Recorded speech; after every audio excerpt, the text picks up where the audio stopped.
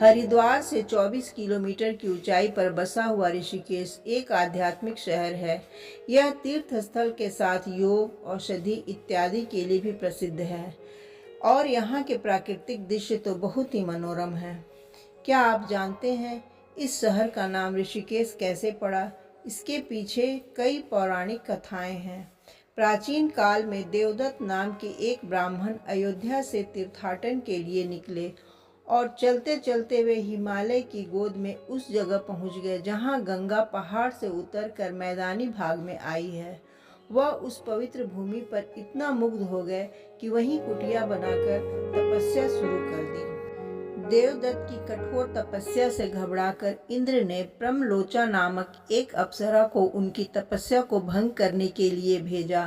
देवदत्त का ध्यान भंग हुआ और उस अप्सरा के संसर्ग से एक पुत्री का जन्म हुआ जिसका नाम रुरु था। देवदत्त की मृत्यु के बाद पिता के आसन पर बैठकर रुरु ने तपस्या शुरू की।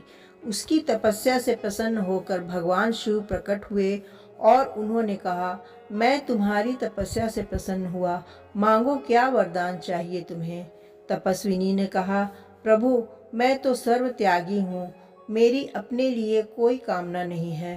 पृथ्वी पर तपोभूमि का बहुत अभाव है। आप यदि इस भूमि पर चिरकाल के लिए विराजमान हो तो यह भूमि साधुओं और ऋषियों के लिए तपोभूमि बन जाएगी। भगवान शिव ने कहा, तथास्तु। वाराह पुराण की इस कथा के अनुसार युगों युगांतर से यह तपोभूमि ऋषिकेश कहलाई।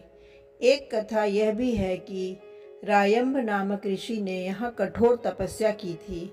उनकी तपस्या से संतुष्ट होकर भगवान शिव ने उन्हें दर्शन देकर ऋषिकेश नाम दिया था। कुरुक्षेत्र के महायुद्ध के बाद पांडव अपने समस्त मृत परिजनों का पिंडदान करने यहाँ आए।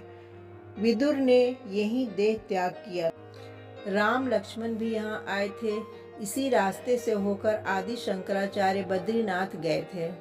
प्राचीन काल से ही ऋषिकेश साधुओं की तपोभूमि रही है। यहाँ की प्राकृतिक सुंदरता भी कुछ कम नहीं है। चारों ओर पर्वत की श्रृंखलाओं के बीच से गंगा की प्रबल धारा बहती हुई दिखती है। गंगा के दोनों किनारों पर अनेक आश्रम और मंदिर हैं। आज के समय में ऋषिकेश योग केंद्र कहलाता है। सारी दुनिया से यहाँ लोग योग साधना का अनुभव करने आते हैं। गंगा के त्रिवेणी घाट पर दिन भर पूजा पाठ चलता रहता है और शाम में आरती होती है। दोस्तों, यह जानकारी आपको कैसी लगी? कमेंट सेक्शन में अपने विचार जरूर दें।